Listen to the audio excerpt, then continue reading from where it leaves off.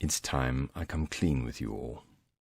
I hope you will all take this as it is intended, a bridge between what is and what appears to be when it comes to the reports you see on this channel. It probably surprises few of you that the palace in Caemlyn has no Wi-Fi, and yet here you are, listening to these reports. So, how does this happen? Let's say I have located a ter'angreal that is capable of transmitting oral communication to its twin, which happens to be in some mirror world that is presently in what I would call the First Age. I don't fully understand how it is so, but it is so. The First Age person in possession of the ter'angreal's twin has kindly agreed to serve as one of my clerks, repeating my words to improve the sound quality, uploading my reports to YouTube, and even creating accompanying images that further explain my works.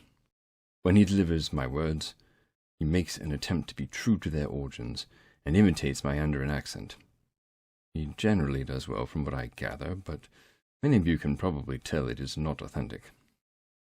This is in spite of my understanding that there is a well-known group of accents in the First Age, which is remarkably similar to Mandarin.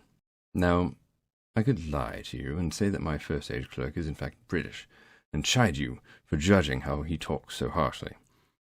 I could claim he grew up in London, a city large enough for some anonymity, or even East Anglia, where he lived once for a few months.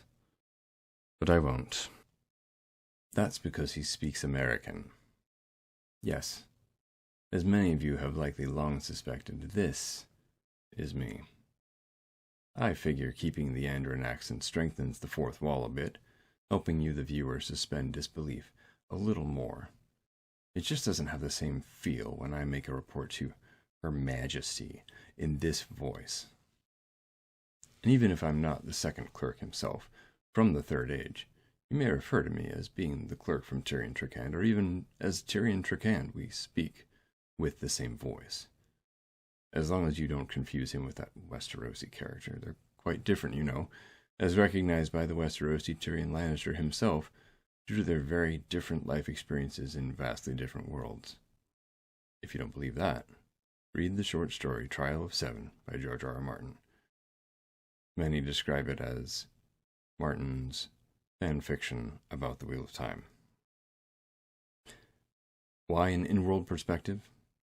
Have you seen how many white middle-aged men are on the internet giving their unvarnished opinions of fantasy shows? The market's oversaturated. But how many Mandarin clerks can you think of besides Visit Andor?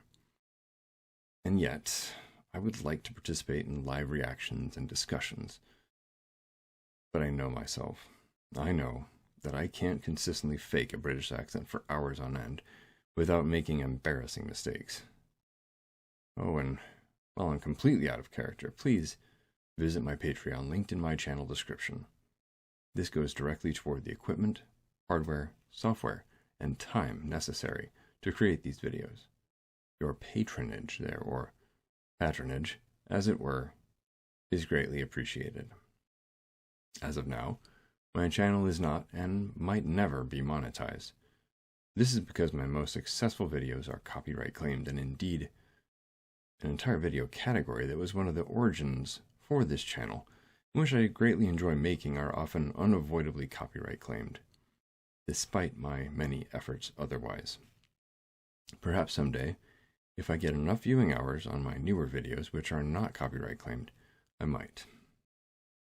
Most tragic of all, though, we as yet have not found a ter'angreal for the palace in Caemlyn to send me Mandarin gold crowns in exchange for my services. And now, just once, I will finish my video with the same words, more or less, just not in what you Brits recognize as a rubbish RP accent that I found in the bottom of a box of shreddies. Hey, at least the shreddies were delicious.